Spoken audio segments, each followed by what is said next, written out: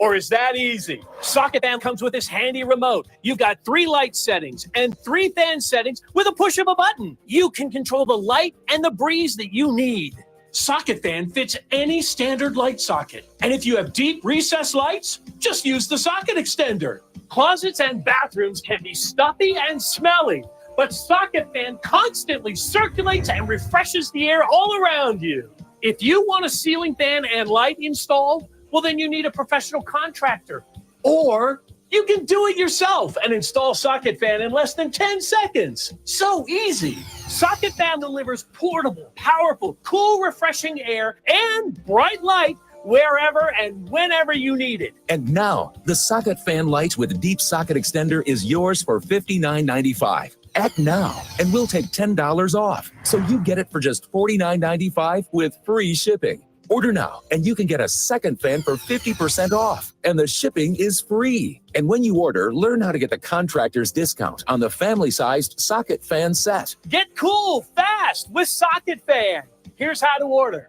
Call 1-800-618-5945. That number again is 1-800-618-5945 or go to buysocketfan.com. So call 1-800-618-5945. That's 1-800-618-5945 or order online at buysocketfan.com.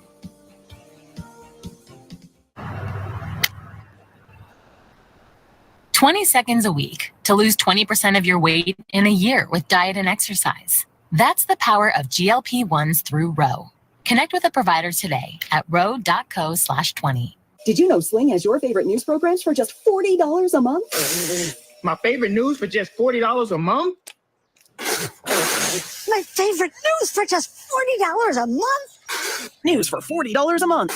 Sling lets you do that. Is your shower trying to tell you something? Is getting in and out of the bathtub becoming a safety concern? Are you worried about the cost of a bathroom remodel that could go on for weeks and weeks? Well, now you can have a gorgeous new bath or shower that's safer at a price you can afford with a one-day jacuzzi bath remodel. It was done the same day. We did not have to wait.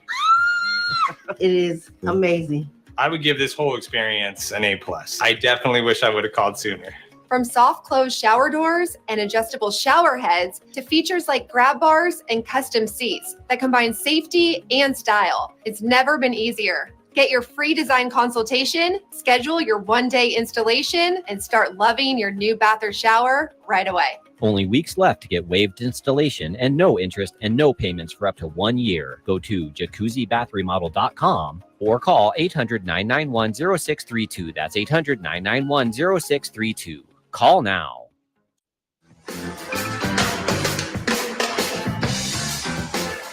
Beautiful live picture of the Golden Gate Bridge in San Francisco at 6:38 in the morning, 9:38 here on the East Coast. Let's bring in the co-anchor of CNBC's Squawk Box, Andrew Ross Sorkin. He joins us live from Aspen, Colorado again this morning.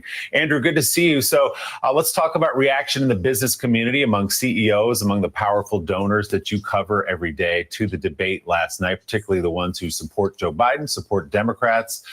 What is their level of frustration or panic or not this morning?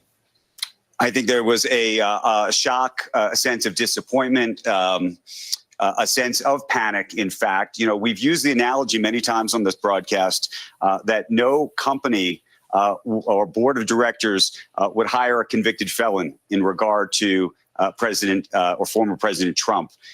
There were a number of people, big donors in the Democratic Party, CEOs and others that I spoke to last night that said, most boards of directors, if they saw that kind of performance from someone like a President Biden, given his age, that either they wouldn't hire him or they would come to him if he was in that role and say, you know what, we're going to have to talk about a transition. And I think that is the conversation that's happening in the business community among the Democratic donor class, which is what are the mechanics, if there are mechanics at this point, to find a replacement.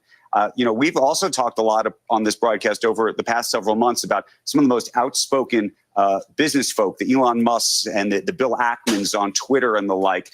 Bill Ackman, a former Democrat who had switched his positions now to Trump, but we thought that he kept saying, well, we're looking for another candidate. And everybody said that was impossible. Well, I think that this morning that is now at least seemingly on the table. We'll see how it plays out. But that's what folks are looking for, I think, in the business community at this point. Yeah, and that gets very complicated politically, how you actually would go about that. The president would have to announce that he's getting out of the race, and then it would go to the convention a couple of months from now. You spoke yesterday, Andrew, actually before the debate with billionaire Peter Thiel, one of the co-founders of PayPal, about who he will support in November. Here's some of what he told you. You know, you hold a gun to my head. I'll vote for Trump.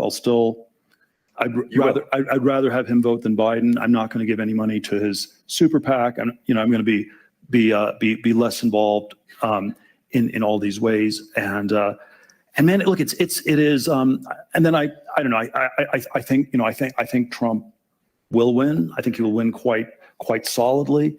It's not. I don't think it's going to even be close.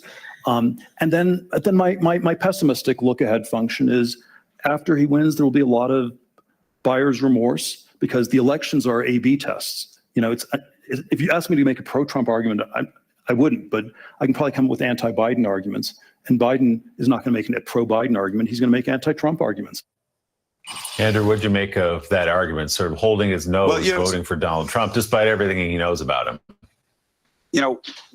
We did that interview about an hour and a half before the debate, and in a way, that is a microcosm. I think a lot of what the business community thinks, and perhaps even more broadly around America, which is this is a binary election, at least now, right? It is your feelings about President Trump, and if you really dislike President Trump, you might like President Biden more than you might like him otherwise. But I think that after last night's performance, that is the question: does a President Biden, given the flaws and some of the disappointing performance that we saw last night, does that overcome the real concerns that people would have around democracy and so many things when it comes to President Trump? And the other piece of it is just whether people will vote at all. Just given the performance, those who would have wanted to vote for President Biden, does this give them some kind of pause about that? There were a number of people here, by the way, talking about President Biden in the context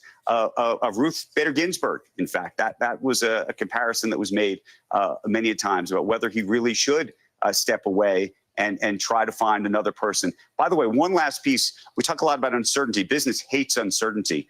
We're about to go through a whole new world of uncertainty. In a way, this election didn't seem that uncertain before yesterday night. And now it appears super uncertain. Of course, we'll see how uncertain that really is over the next couple of days and weeks.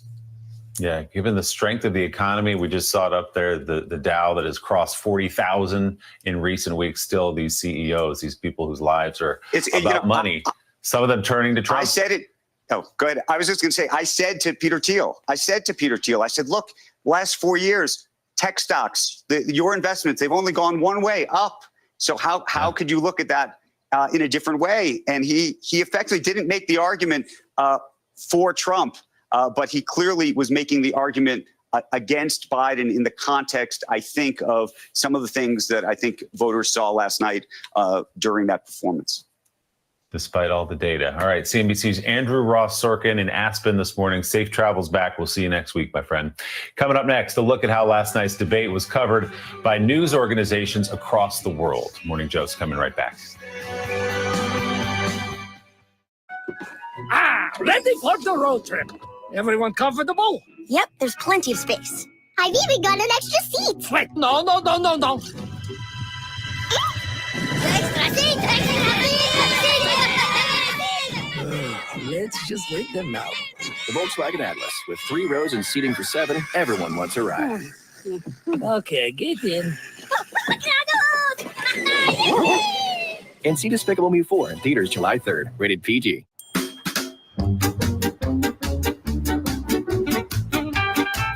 With Consumer Cellular's fast and reliable coverage, it's easy to win. Oh, hey. Race in and get 2 months free when you buy any iPhone, like iPhone 15 Pro with titanium. With so many choices on Booking.com, there are so many Tina Feys I could be. So I hired body doubles. 30,000 followers, Tina, in a boutique hotel. For 30,000 steps, Tina, at a mountain cabin. Oh, Booking.com, yeah. This is a story about the one who keeps it all moving. He is measured, precise. He thinks ahead, stocks the right parts, and knows just where to find them. Because for the One, this facility is about more than business. The industrial grade products you need delivered fast. Call, click Grainger.com or stop by. Grainger, for the ones who get it done.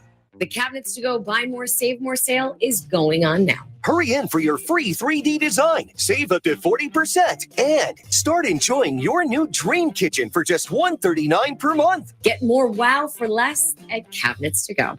Shop Etsy for thoughtful pieces made by real people to bring a little something extra to the ordinary. Find items that add wow to walls and make you fall in love with your family room again. When you want one-of-a-kind pieces to refresh your home, Etsy has it. Experian helped me save over $1,400 a year on car insurance. Though prices keep going up, Experian is here to help you save on personal loans, credit cards, or car insurance. Start saving now, free at Experian.com or get the app now.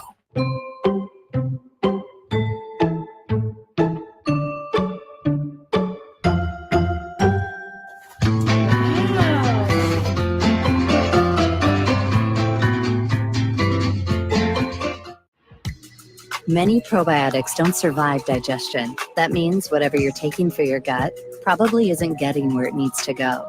Seed's DSO1 Daily Synbiotic is the 2-in-1 prebiotic and probiotic engineered to survive, bringing live bacteria all the way down to the colon toward a healthy digestive, skin, heart, and immune system.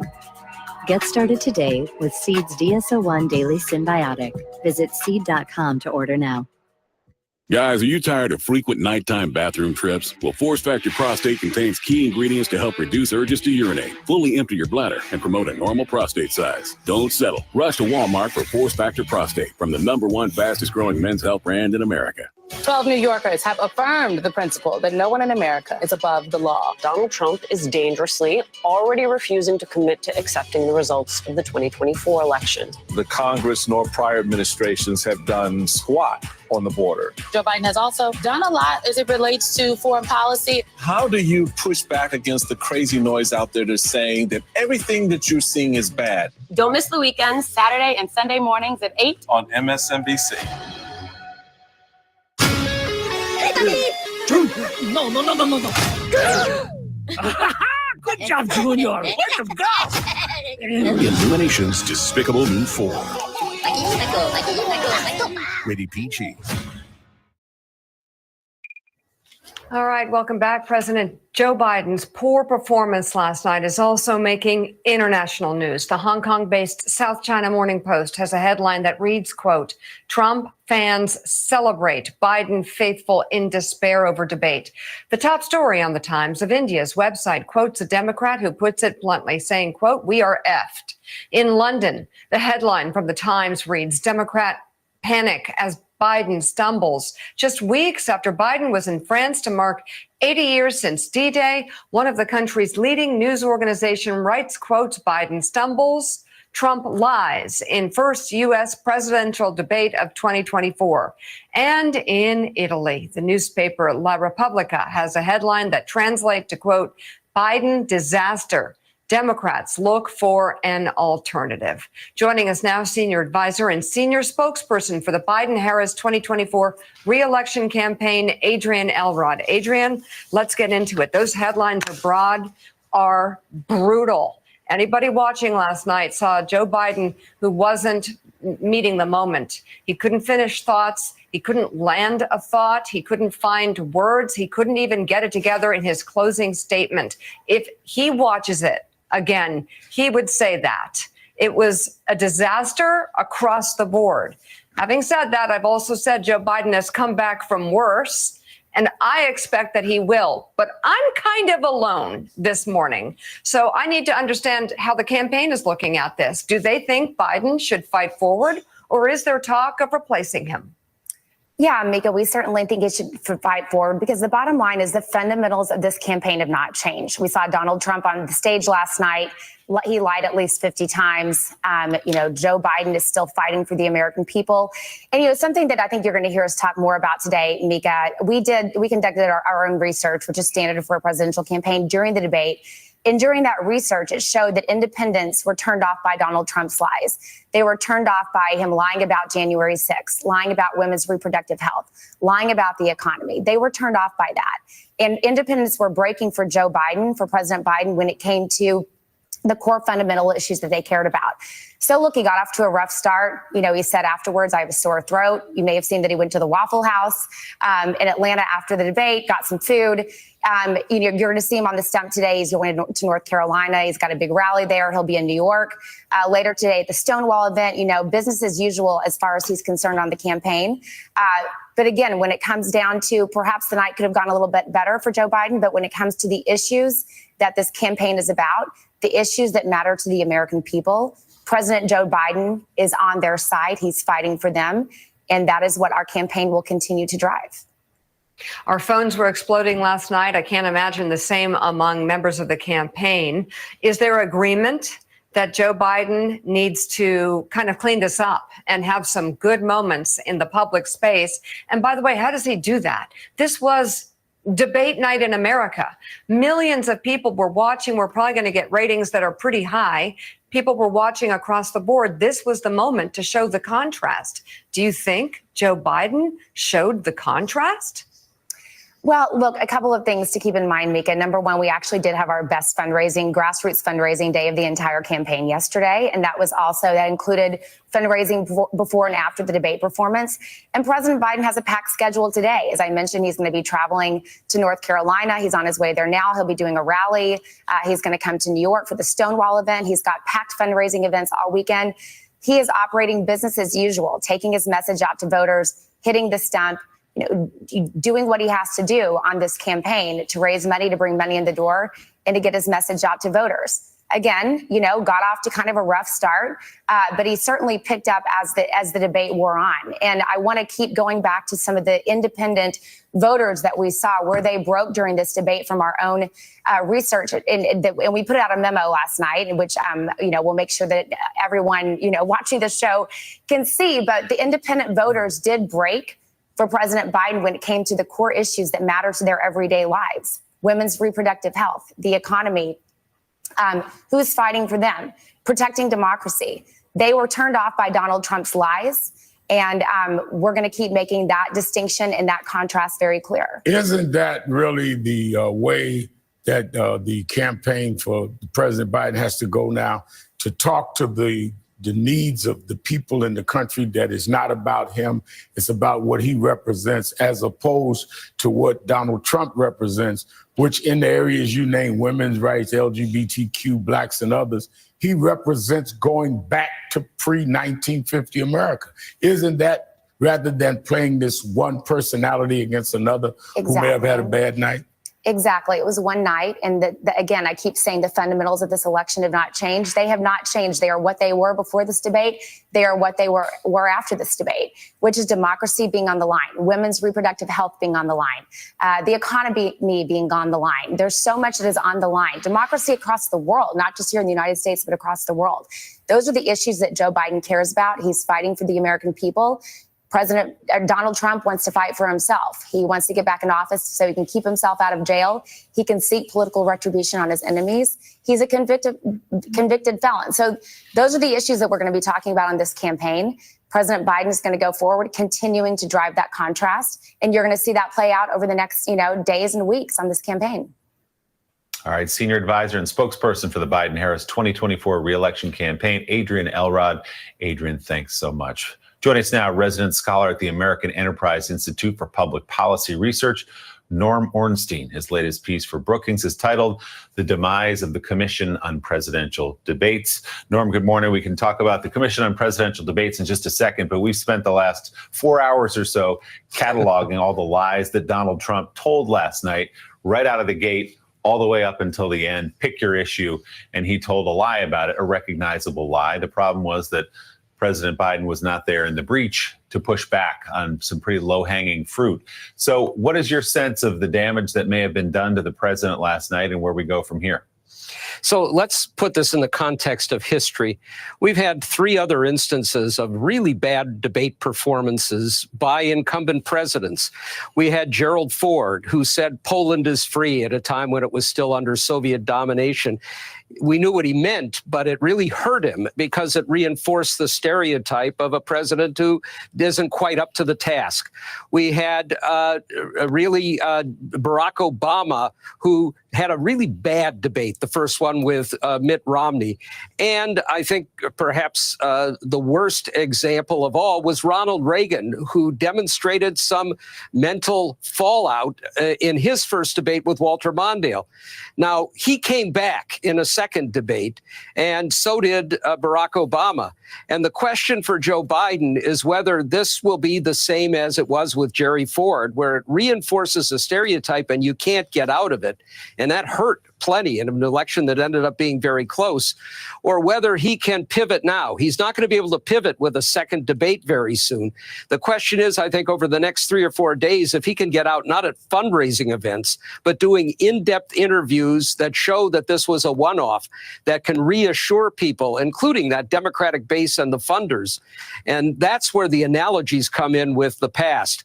But the performance, he was not helped by the moderators of the debate, but it was his task to carry forward, and he didn't. Yeah, and Caddy K, the difference, of course, in some of those instances that Norm rightly brings up is that take Barack Obama in 2012 with Mitt Romney. That, by most analysis, was a case of perhaps overconfidence or a lack of preparation from which he recovered. Barack Obama was 51 years old that night. President Biden, 81 last night during that debate. And a lot of people were tuning in, yes, for the substance and all the lies we've cataloged this morning that Donald Trump told, but they wanted to see visually, stylistically, is Joe Biden up to defeating Donald Trump? And for many of them, the answer was no. Yeah, and after that first debate with Mitt Romney, I don't remember a single Democrat seriously saying that Barack Obama should step down from the ticket. The level of concern was nothing like the level of concern we have now because of the reasons of age and competence, as you've just suggested. But Norm, do you think, one, that Democrats should be having a serious conversation at the moment about replacing Joe Biden, and two, if they are thinking of doing that and having those conversations, how would it work in practice? And that's, I think, one of the real problems here.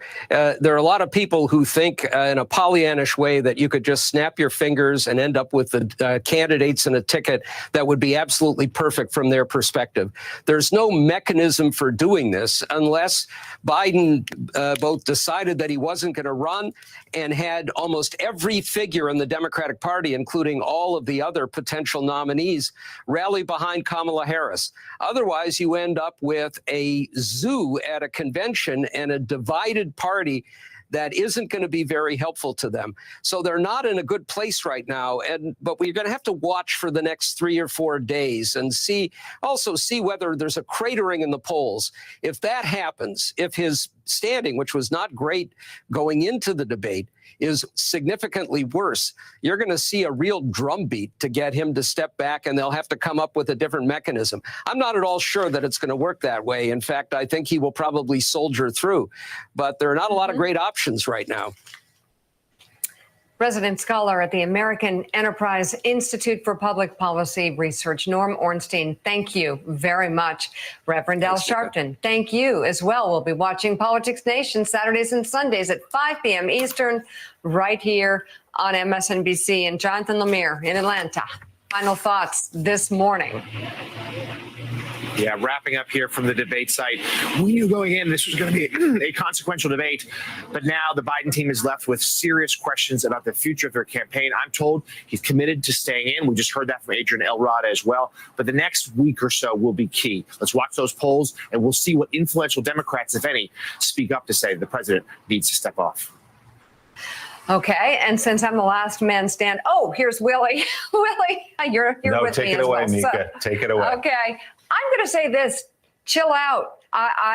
We need to see if Joe Biden is the Joe Biden we know. And the pattern is when you count him out is when he comes back stronger. We shall see. That does it for us, for Willie and me. And Joe, Ana Cabrera picks up the coverage right now. Right now on Ana Cabrera Reports, another day of Supreme Court decisions in a supersized term that has been extended into next week. Still on the docket, a pair of cases that could completely shift Donald Trump's legal exposure. We'll take you there live.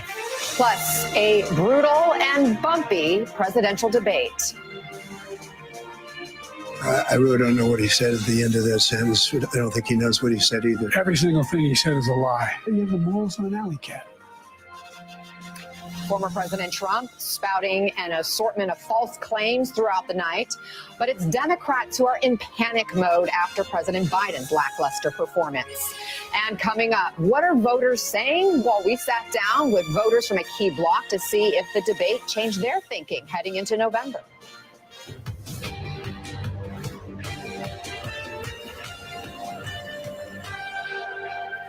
It is 10 o'clock Eastern. Thank you for joining us on this Friday. I'm Ana Cabrera reporting from New York. We'll get to the debate postgame in just a moment, but first we go quickly to the Supreme Court with more decisions set to drop at any minute. 8 cases remaining, including 2 massive ones tied to former President Trump on presidential immunity and some January 6th charges. Let's go right to NBC's Ryan Riley outside the Supreme Court. Ryan, get us up to speed on the big rulings we're waiting for and the status of this extended court term. Sure. So the Trump immunity case is the big one that everyone's looking for here. We know today that there are 2 boxes of opinions. One of the opinions has already been released. That was not the Trump case. That was a case that had involved whether it was illegal to sleep outside. It involved homeless people and whether that was illegal for them to come out to be sleeping outside. But we're still waiting on the decisions for the Trump immunity case as well as the Joseph Fisher case. He's a January 6th defendant who is challenging the obstruction of an official proceeding charge that has been used against hundreds of January 6th defendants. The actual practical implications of that, of a potential overturning of that obstruction statute or a redefining of that obstruction statute would affect dozens of January 6 cases, including a couple dozen of people who are behind bars right now. And it would, of course, also impact the Donald Trump case. Those 2 charges of obstruction are 2 of the 4 charges that he is facing in that case brought by Jack Smith in connection with his efforts to stop the peaceful transfer of power after his presidential election loss, Anna. Okay, we'll keep an eye out for those 2 cases as this term winds down. This could be one of the final days. Ryan Riley, stay close, keep us posted. And now it is the morning after, the biggest night of the political arena so far. Donald Trump and Joe Biden duking it out in this debate for the first time since 2020, debating earlier than usual in a setting unlike past debates. And the candidates, for the first time, 2 men who have held the office of the presidency. And the performance will go down in history, too. Here's a